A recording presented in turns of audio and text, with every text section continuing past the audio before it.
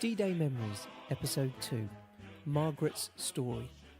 Margaret was 11 years old when Operation Overlord began, and Margaret remembers June the 6th, 1944, from a child's perspective. We begin with her memories of the Birmingham Blitz, aged 9. Only been 9 when the Blitz in Birmingham happened, and I was traumatised. There's absolutely no doubt about it. I was totally traumatised.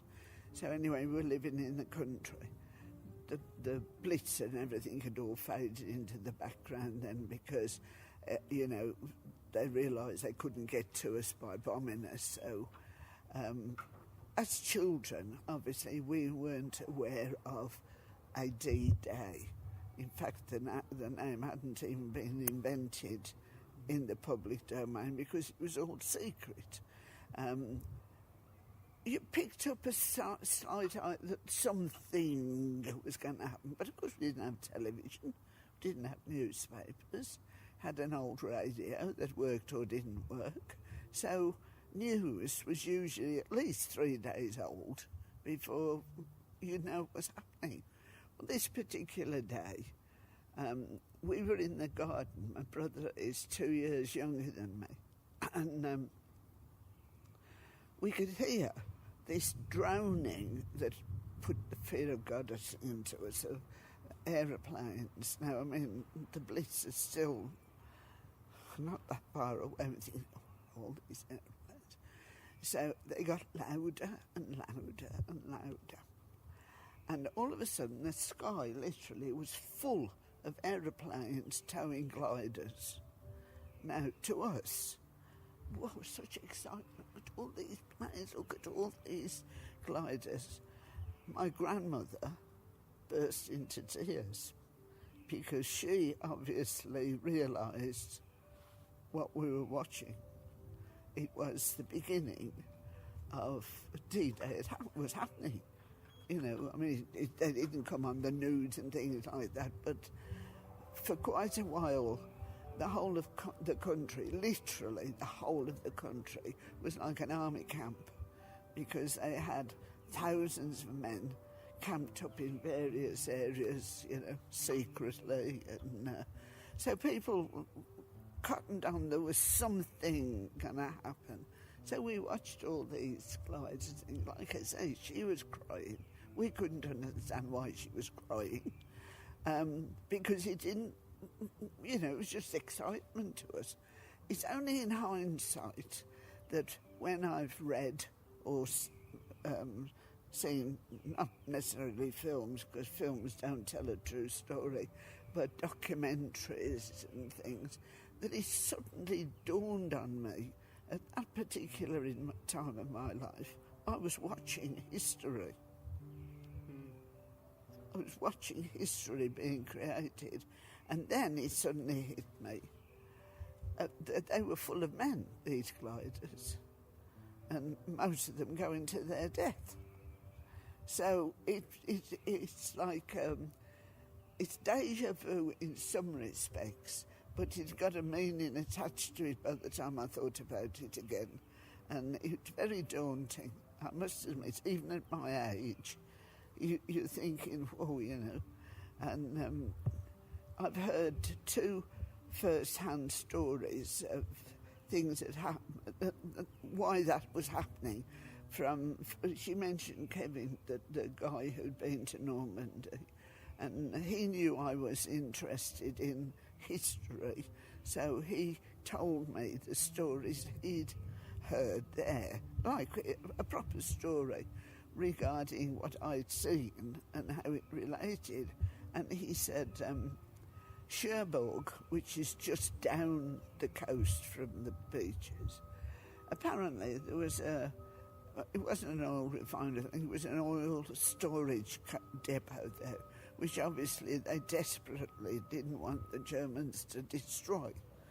So they sent ahead in gliders 400 men to hold that while the invasion force sort of came in.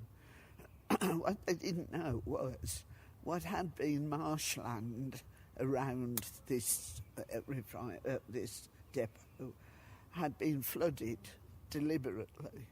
So the gliders landing on what they thought was soft bed and the soldiers could get out. 200 of the 400 men drowned in the gliders, in the thing. Anyway, British Army tradition that you keep going. How many men are left? You just keep going. So the guy who was in charge of them, what rank he was, no way of knowing at this stage. He said, right, we will do the job we've come to do here, and that's to hold that storage depot, which they did.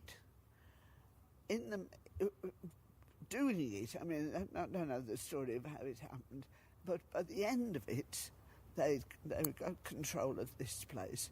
There were 50 men left. So 3/4 of the force, the invasion force, had lost their lives. And those 50 men, did they still keep the oil depot? Yeah. They were still there, holding it when the force caught up with them.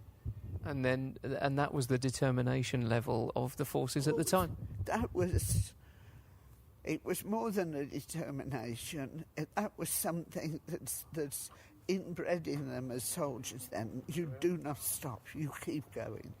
And so as long as there was half a dozen that got breath in the body, they would have died in the attempt.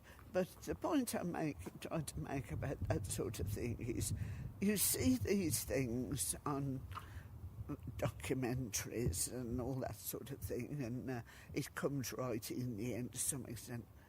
It never delves just underneath the skin of it to hear about the actual problems with these men.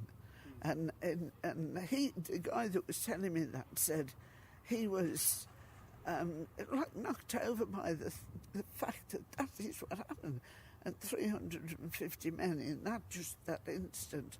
The other thing he was telling me about, he went to Omaha Beach, which was the American beach, one of the two, and he said, and now I did know about that beach, not about what happened there, but that it had sheer cliffs, the back of the thing, and somewhere or other I'll glean that information. And they obviously took specialised climbers to climb up and things. Well, of course, what they didn't realise was all along the top of the cliffs were hidden machine gun posts. They had no idea they were there. So as soon as the soldiers, they were American soldiers then, obviously, hit the landing craft, hit the beach, they were like shooting apples in a barrel. So they were being shot before they got out. They were shot as soon as they hit the water. They were shot on the beaches. A few managed to get close enough to the cliff that gave them shelter. Some cover. That's right. And they were able to climb, and they did actually knock out the machine gun posts. But I think he said something like, it was less than an hour, I know, perhaps 45 minutes, 2,500 American troops were killed on that beach. It was so bad that General Eisenhower was on the verge of pulling them all back, cancelling that bit and that, but he didn't. By then, presumably, they got the guys on the top of the cliff, and you see, it was all go ahead. That's right. They'd made that bit safe then, hadn't they? Well, for the rest of it. Yes, there was nobody shooting down on them then. But when you stop and think of 2,500 men, and there's nothing they could do about it, not a thing. And that obviously was a bad, what I would say spies, but the information that would have saved that, i.e. they would have knocked out the machine gun posts first, obviously wasn't forthcoming. There were some mistakes in Operation Overlord, weren't there? The intelligence was not quite right. No, well, I mean, when you think about it, the logistics of it I find mind-boggling. You know, you think somebody somewhere picked up a pad of paper and a pencil, literally, because it was all done without computers, working it all out, and actually said, right, we're going to invade. Then they had to work out everything that got to happen. And that in itself is mind-blowing to such an extent. Another thing that I heard, which sounds awful, but in hindsight, they hadn't really got much choice. They didn't consider collateral damage. They didn't stop for a minute in any of the equations that if we do this, X more people, soldiers will be killed. That was a going thing, that they were going to do it, whatever. And another thing I remember as a child, only in hindsight then I realised what we were watching. We lived very close to the top of the Lickey Incline, the railway. It's the steepest railway line still in the UK. So consequently, in those days, steam engines and the type of rail carriage they had then, always, all of them stopped at the top of this incline to test the brakes and what have you. And so I was sitting on the fence by this, you know, we got entertainment here all the time. And the other thing was to get the trains up the incline at the bottom. There were what they called banker engines. They were little, like Thomas the Tank engines look. And they'd have to attach 3 or 4 of those at the back of a train to push it up the hill. So there was a little siding near where we used to sit on the fence. So you'd see all these little engines go, all waiting the siding, all come out and go down the hill again, waiting for the other one. So there was quite a lot of traffic on that railway, even though it's only a village. And quite suddenly we noticed that there was some passenger trains that there was a slight bend that we couldn't see the engine until it just cleared the bend, but it was like good 200 or more yards away. And as soon as it came round the corner, on the front of the engine was a big white, whatever it was, and there were always big numbers and letters. What's this doing happening? What's happening here? So they would stop, and they were full of soldiers, American soldiers. We didn't know they were American, we just knew they didn't speak like us. But they were, and they could only have been, thinking back, about 18, 19, they were lads, but they were American soldiers, so of course, great fun to them, as us kids sitting on, about 4 of us sitting on the fence. Hi kids, you know, what's your name, kids? And throwing us piece of chocolate. It was so hard. When we took it back home, you had to use a hammer and chisel to break it up. They're rations, you see. But that was excitement. So it came to the point that we're sitting there and we'd say, I can remember it now, we'd say, oh, it's a trooper, it's a trooper. So we gave these trains the name, like it's a trooper, because it got numbers on the front, so it was full of soldiers. Obviously, they were collecting them up from all the camps where they'd been stashing them, and they were going down, because that line takes them down to the south coast. There it is. You put 2 and 2 together, and you know. And I've thought about that. I've thought, hearing about Omaha, and I've sat in my room here, and I've thought, all those lads, how many of those were in that particular incident? And so it puts reality, which it was to us, into its perspective. That we were watching it, literally watching history being made. We haven't got no idea. And it's quite daunting, even now, my age, it's quite daunting. And of course, 75 years has passed. And how has that 75 years passed from your point of view? Has it been a blink of an eye? absolutely. Life, this is what I try to say to people now. Don't waste time. Because this isn't a dress rehearsal. What we're living now is life. And if you miss an opportunity by thinking, oh no, I don't want to go there, I feel like, don't do it. Because I can remember incidents as if it was yesterday. In my eyes now, I can see those trains, I can see the planes. There are certain things that are embedded in your memory. Well, I say your computer that's between your ears is the phrase I use.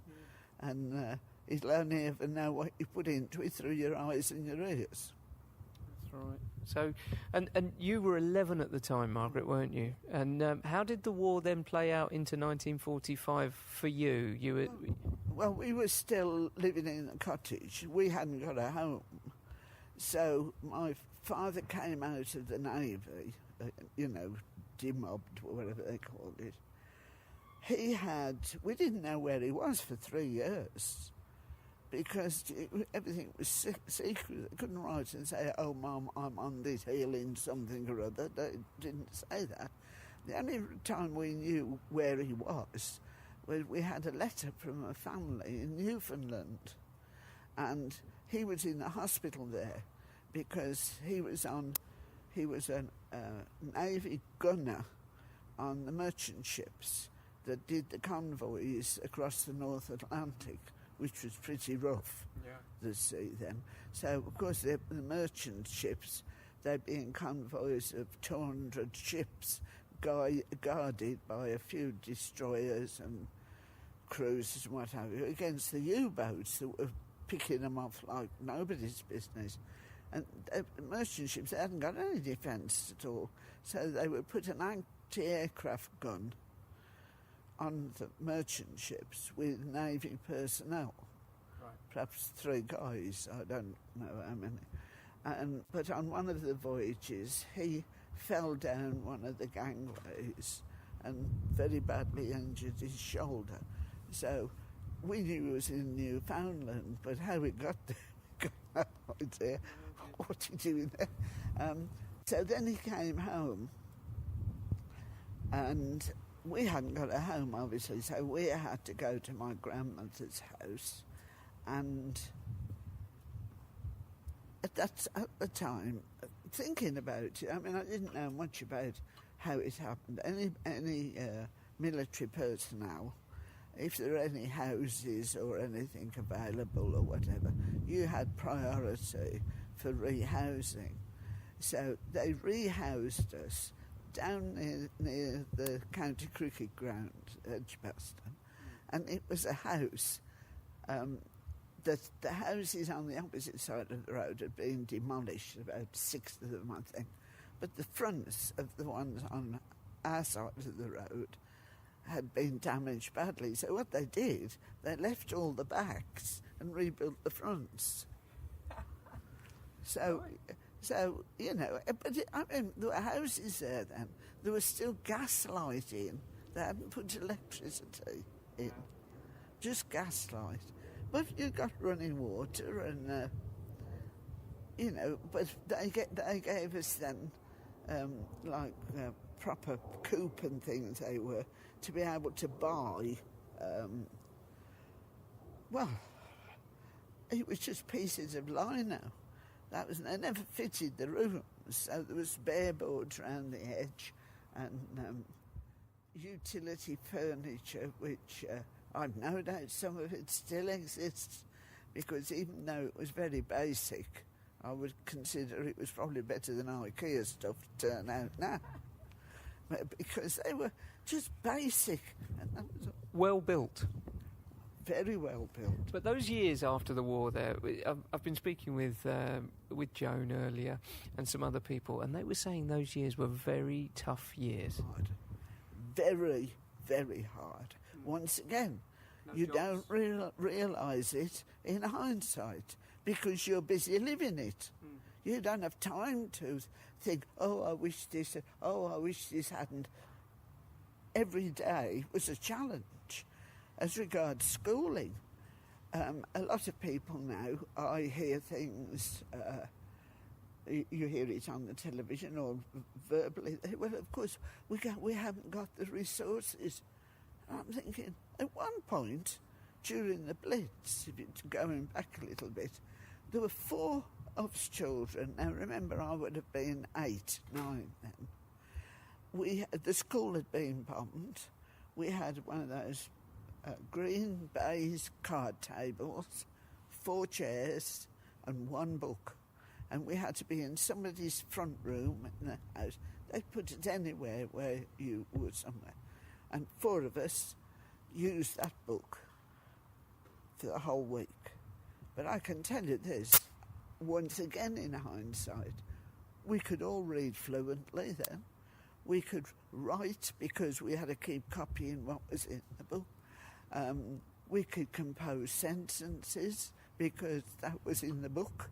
And so it wasn't a case of like now, oh, we'll have a day off because the teacher's sick. We didn't even have a teacher. But it taught us resilience. It taught us that what you want to do, you can do. If you put your mind to it, you can do it. We didn't have very much in sweets or anything like that. But there again, you saw an orange, and it was a magic fruit. It suddenly appeared from somewhere. But then they're not going to ship those in ships that they can be carrying ammunition and things with. So and personnel.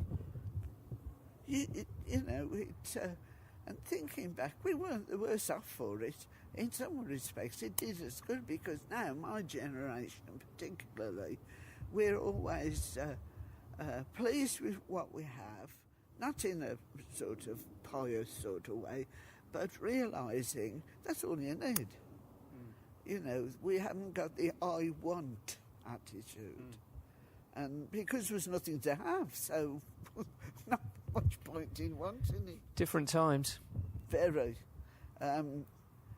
You find, and I've no doubt that people recognise that in my generation, they use the word tough.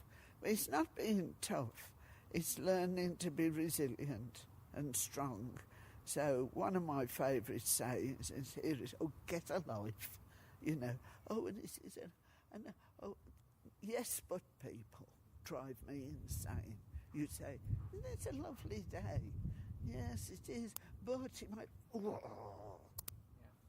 it might rain. We know that.